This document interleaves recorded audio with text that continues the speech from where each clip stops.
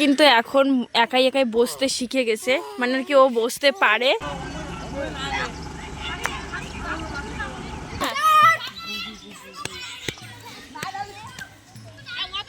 সকালবেলাতে ঝাড়ু হাতে নিয়ে কিন্তু ভিডিওটা শুরু করলাম। তো প্রত্যেক দিনের মতন আমাদের একই অবস্থা, আগে ছেলেদেরকে সামলাতে হয়, তারপর কিন্তু বাড়ির কাজ বাজে হাত দিতে হয়। আর প্রত্যেক দিনে এইরকম রুটিন করতে করতে এমন একটা অভ্যাস হয়ে গেছে, আমাদের সকালের খান লাঠে উঠে গিয়ে এখন হচ্ছে 12টায়। সকালে আর কোনো দিন খাওয়া দাওয়া হয় না 12টার আগেই। তো মাথা আঁচড়ানোর কিন্তু বিন্দুমাত্র আমার টাইম নেই। ওই দুই ছেলেকে সামলাতে, খাওয়াতে, জল গরম করতে, এটা ওটা করতে আমার পুরো দিনটাই কেটে যায়। তারপর নিজের যত্ন নেওয়া সেসব তো দূরের কথা। তো যাই হোক, অনেক দিন পর ঝাড় দিচ্ছি। অনেক দিন না, মাঝে মধ্যে দেই, যেদিন আর কি একটু সময় পাই।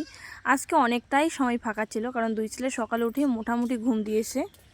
এখন ছেলেদের অভ্যাসও মোটামুটি খারাপের দিকে। ওই উঠে 2:30 3টার দিকে, তারপর একটু রাত জাগায়, তারপর কিন্তু এই যে ভোরের দিকে ওদেরকে আবার খাওয়াতে হয়, তারপর ওরা একটু ঘুম দেয়।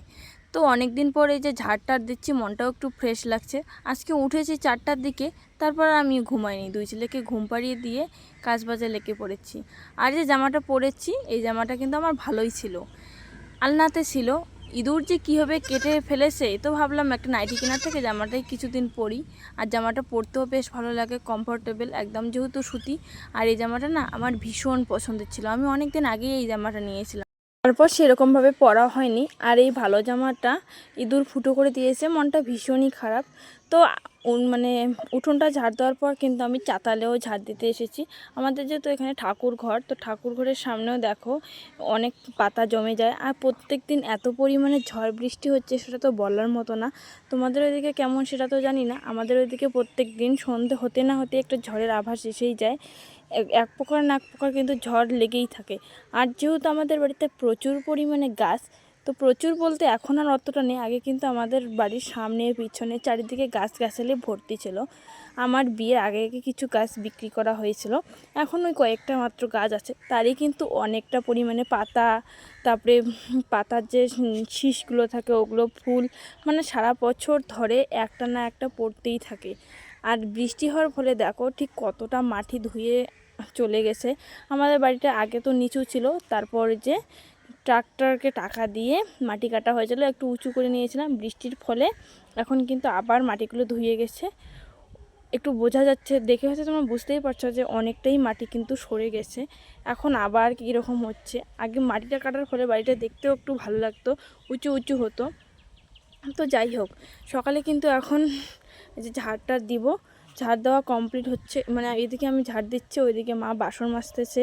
তারপর ছেলেদের আর কি জামা কাপড় আছে, ওগুলোও ধুয়ে দিতে হবে। সকালে উঠে না একটা অন্য রকমের কাজের ব্যস্ততা থেকে যায়, সারাদিনে তো কাজকর্ম থাকে।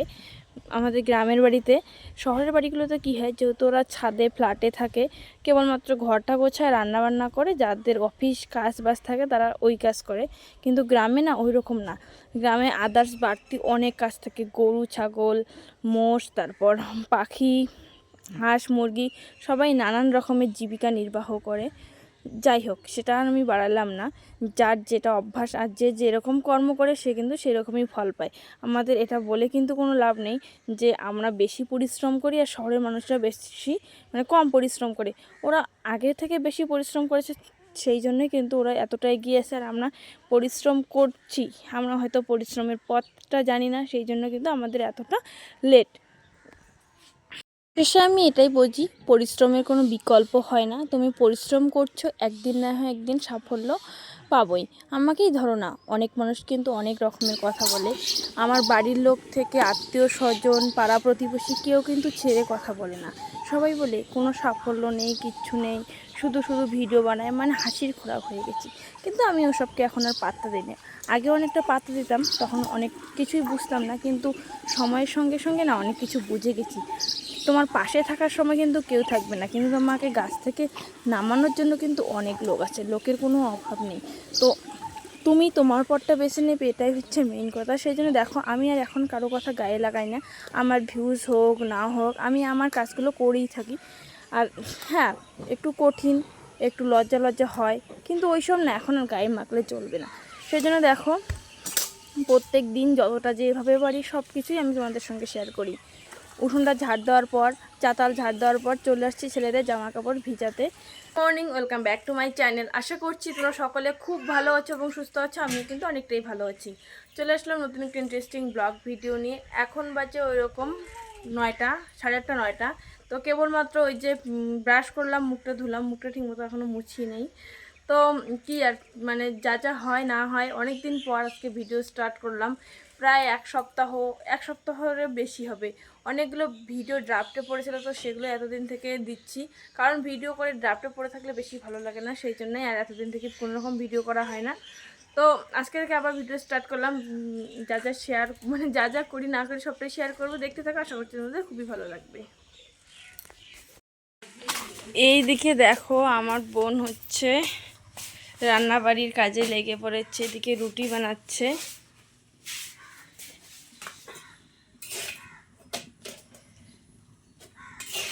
ফুলকো ফুলকো পুরি পুরি নারে রুটি।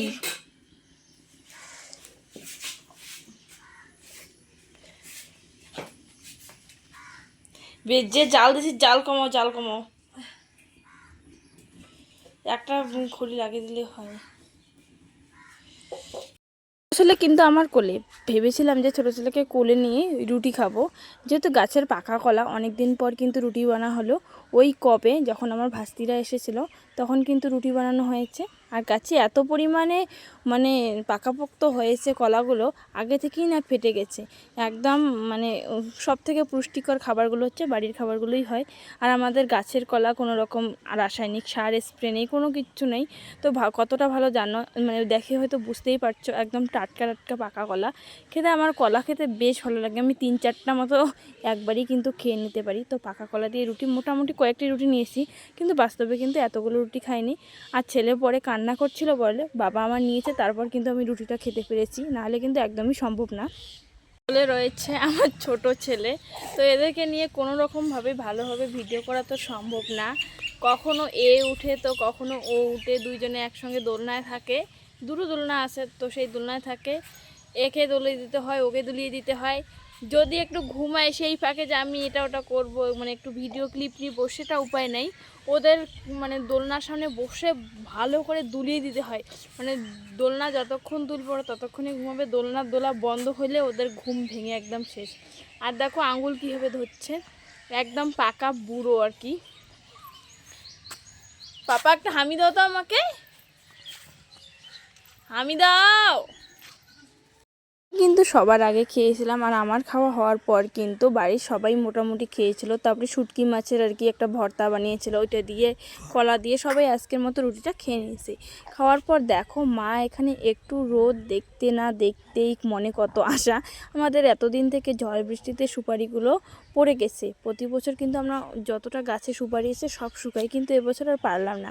গাছ থেকে যে সুপারি পারবো, সুপারি অনেক দূরে, সেই নীল আকাশের তরে। সেই সুপারি পাড়ার মতো ক্ষমতা আমাদের নেই, আর গাছে উঠতেও আমরা কেউ পারি না। এই যে সুপারিগুলো জড়ো করতে করতে ঠিক এইরকম অবস্থা হয়েছে। কিছুটা তো মানে একটা গামলাতে যে জড়ো করেছি সেই গামলাতেই শুকিয়ে গেছে, আর বাকিটা কিন্তু এখানে মা কাটতেছে, একদম 2 টুকরো করে শুকোতে দিচ্ছে যাতে তাড়াতাড়ি শুকে। আবার আমি বলতেছি প্রত্যেক দিনেই তো বৃষ্টি হয়, যদি একবার বৃষ্টি একদিন আসে, 2 দিন বৃষ্টি চলতে থাকে, তাহলেই কিন্তু এখানে সুপারি নষ্ট। তো এই যে আমি যেই সুপারিগুলো শুকিয়ে গেছে ওগুলো কেবল ছালগুলো ছুলছি। ওই ছালগুলো ছুলে তারপরে একটু শুকোতে দেবো। এগুলো কিন্তু মোটামুটি শুকনো হয়েই গেছে, এগুলোকে আর মানে 2 টুকরো করে শুকোতে দেওয়ার কোনো দরকার নেই, একদম ভালোভাবেই শুকিয়ে গেছে।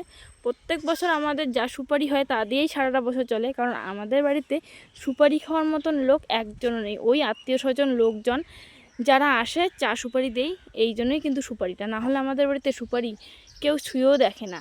থাকে আমাদের বাড়িতে যদি 1 টুকরো পান, মানে 10 টাকার পান নিয়ে আসি, একজন যদি একটা পান খায়, বাকি যে পানগুলো থাকে সেগুলো কিন্তু পড়েই থাকে, পড়ে শুকনো পাতার মতো হয়ে যায়। আর এইখানে আমার একটা কাকিমাকে ফোন করা হয়েছিল, আমার নাকি আবার কাকুর বিয়ে লেগে গেল, তাই ঠাকুমা এখানে আসছে। ঠাকুমাই বললো ফোনটা কর, ফোন লাগাইছিলাম সেই জন্য সবাই। আমাদের 2টো মাত্র আম গাছ, তার মধ্যে একটাতে তো আম হয়নি, আর একটাতে যা আম হয়েছে তার মধ্যে ঝড় বৃষ্টিতে প্রত্যেক দিন পরে প্রত্যেক দিন মানে গরু বাছুরের পেটে যায়। আজকে কয়েকটা আম কুড়িয়ে পেয়েছি, মানে আমাদের সেরকম আম না যে মাখা করে খাওয়া যাবে, তবু মানে এত পরিমাণে রস, তবু আজকে মাখা করা হচ্ছে। তো এখন হচ্ছে খাবো, এই হচ্ছে মাখা, আমের মাখা। একদম কলা আম রস রস। এই ছাগল ছাগল ছাগল।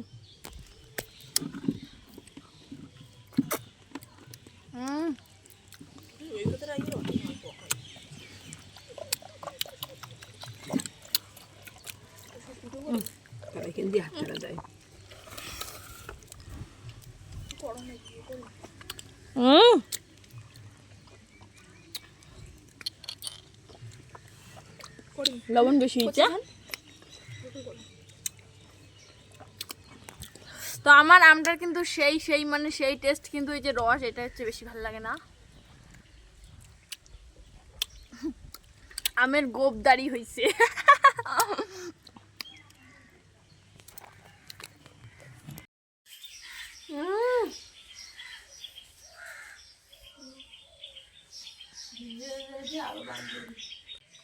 এইদিকে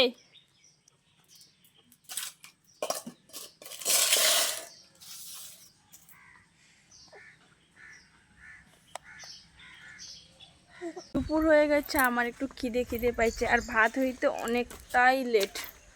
ওই দিক থেকে গাছে দেখছি দুটো আম পেকেছে, আর এই আমটা খেতে আমার বেশ ভালো লাগে, তো লাঠি দিয়ে দিয়েছি। এদিকে দেখি পাওয়া যায় কি যায় না।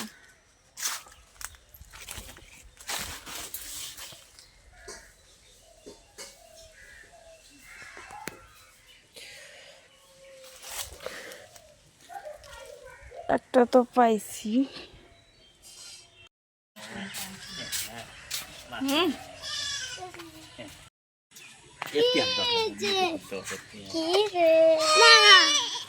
খাও খাও খাও খাও।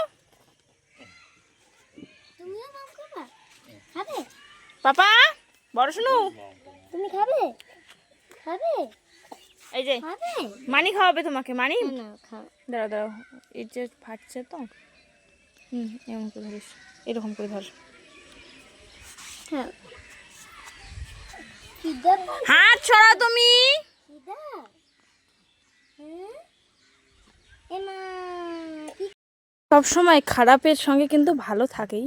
তো ওই যে আমাদের ওইদিকে একটা ব্রিজ কিন্তু ভেঙে পড়েছে, আর ওই ভেঙে পড়া ব্রিজটা দিয়ে তো এখন যাতায়াত করা যাবে না। তো আমাদের বাড়ির পাশে যে মাঝি আছে, ওরা তো নৌকা চালায়। আমাদের বাড়ির পাশের নদীটাতে নৌকা এখন আর ঠিকঠাক চালানো হয় না, তো সেই নৌকাটাই কিন্তু দেখো এখানে ট্রাকটার সামনে, তারপর যেই সেটাতে তুলছে ওটা কিন্তু মোষের গাড়ি। তো ওই গাড়ি করে ওই নদীটাতে নিয়ে যাওয়া হচ্ছে, ওইখানেই এখন ওরা চলাচল করবে। তাতে পারাপার করার সময় কিছুটা টাকা হবে, সেটাই দেখো। ব্রিজটা ভাঙার ফলে হয়তো অনেক লোকের অসুবিধা হয়েছে, কিন্তু এদের কিন্তু অনেকটাই সুবিধা হলো। এরা এখন মানে কিছুটা টাকা হলো। ব্রিজ হতে হতে মোটামুটি 2-3 বছর তো লাগবেই, তারও বেশি লাগতে পারে। ততদিনে একটা খাওয়ার মতো থাকার মতো ব্যবস্থা তো করে নিতে পারবে। এরা এমনিতেও ফ্যামিলিতে অনেক লোক। সত্যি কথা বলতে এদের বাড়ি কিন্তু আমাদের ওইখানে না, এরা হচ্ছে আসল বাসিন্দা বিহারে। তো বিহারে ওদের জমি জমা বিক্রি করে এখানে এসে মানে উঠেছে। আর এই জায়গায় তো সেরকম জমি জমা নেই। নদীর চরে যেই জমিগুলো পাওয়া যায় সেই জমিগুলো তো তরমুজ অনেক রকমের শাক সবজি চাষবাস করে, মানে ওই রকম করেই দিন কাটায়। কিন্তু নৌকাটাই কিন্তু ওদের আসল জীবিকা।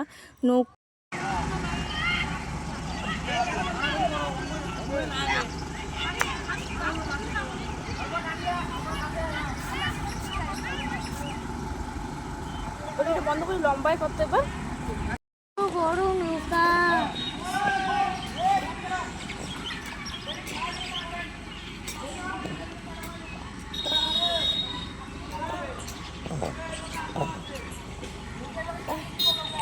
তো এদিকে হচ্ছে নৌকা নিয়ে যাচ্ছে, কিন্তু এখন একাই একাই বসতে শিখে গেছে, মানে আর কি ও বসতে পারে। আর সবসময় যেন মুখ দিয়ে এগুলো কি বের করে। 50 1 2 3 4 5 6 7 8 9 10 11 12 13 14 15 16 17 18 19 20 21 22 23 24 25 26 27 28 29 পাবই না। আর গনায় ভাত দিলাম, পুড়েছে খাওয়াতে হচ্ছিস তবু পাস না। পাপা চ্যালেঞ্জ দিছে, ম্যাঙ্গো চ্যালেঞ্জ। এই যে এই মানিটাকে চ্যালেঞ্জ দিছে, এই মানিটা তুমি পারবা, তুমি পারবা।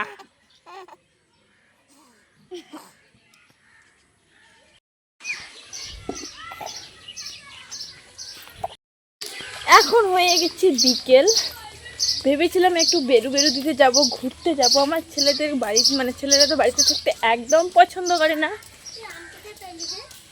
আর মোবাইল চালু করলেই জানি না ওরা কি বুঝতে পারে। নাই করে পারা লাগবে, গাছ থেকেই পারলে কত আম।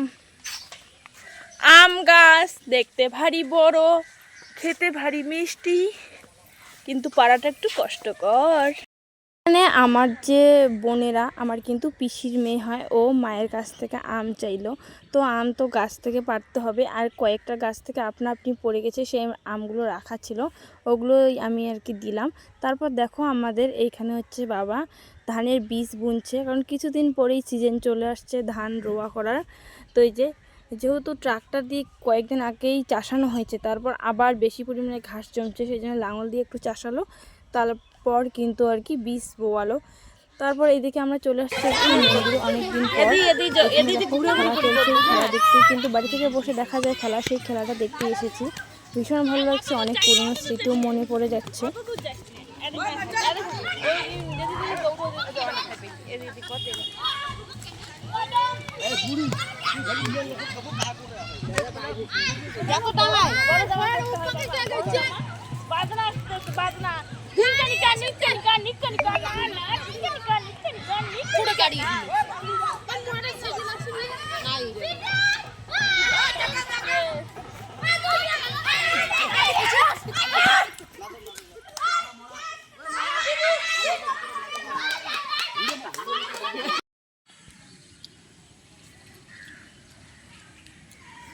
খাওয়াই না যে খাওয়াতে মন চায়, তার মন না চায়। মুই এখানে আজকে কি সুন্দর লাইভ চালু করছিলুম, বাপো লাইভের মোর 12টা বাজে দিছে।